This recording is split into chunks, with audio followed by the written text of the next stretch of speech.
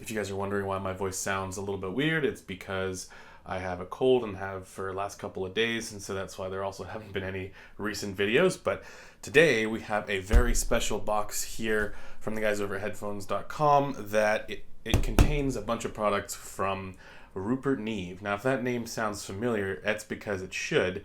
Rupert Neve is someone who's been involved in the recording industry for years and has always made excellent gear for the recording industry, and now we have some gear for headphones and headphone enthusiasts as well. In particular, there is a DAC in here that I am extremely excited about. If you guys have been following what I'm saying on the headphones.com community forum, you guys will know that I'm currently on the lookout for a new high-end DAC, and this could be a strong candidate for it. So let me open it up here and take a look. I'm going to try and do this without injuring myself. I'll do this one-handed while holding the camera.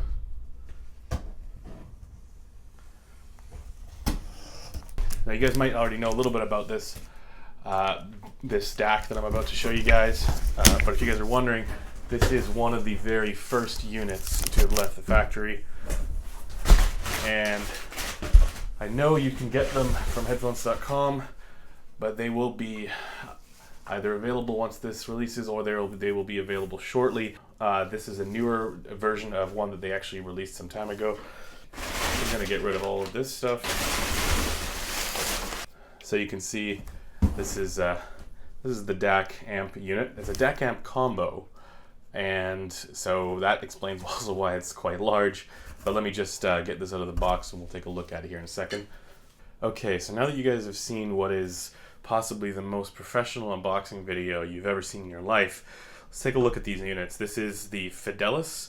Yeah, I'm going with Fidelis here by Rupert Neve Designs. That's a headphone amplifier with a single-ended output here.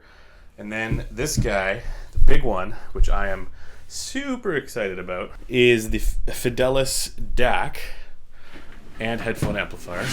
Oh my god, things are falling. Everything's falling. I don't know if you can quite see what's going on here, but we have here looks like a 4-pin XLR out.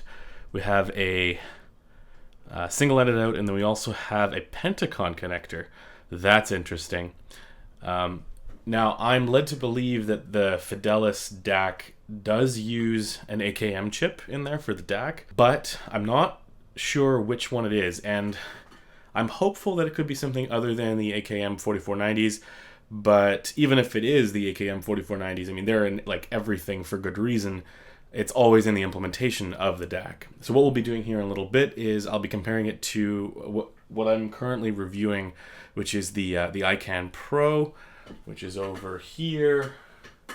This guy right here, and then underneath it is the IHA6. We'll be running this is the Allegia over there, and then we'll try the Abyss Diana Phi as well, so we'll give that a shot. I'll be trying this with a number of different headphones as well throughout the course of the week.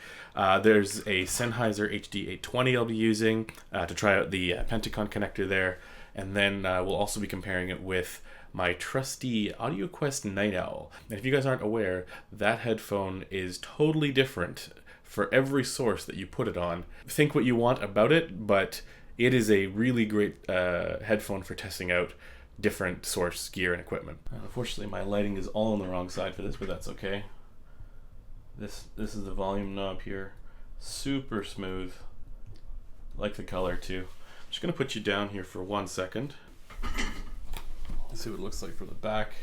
Looks like we got XLR outputs here for balance left and right. We got RCA as well. And there's this is fixed and variable. That's interesting. We'll have to play with that.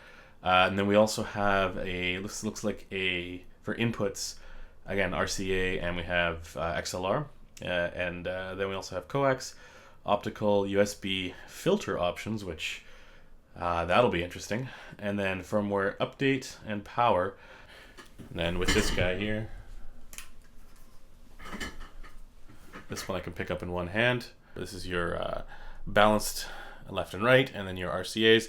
Of course, this is just the amp portion, discrete amp portion if you don't want to use their DAC. Keep in mind that this is only single-ended, whereas the amp in here, you get all of the possible connections. Well, maybe not all of them, but you get pretty much most that you would want. In my case, it's primarily XLR and single-ended with a 1/4 inch, but the Pentacon connection is actually really interesting here as well. So anyway, stay tuned for a review of this guy. We'll have that one out shortly.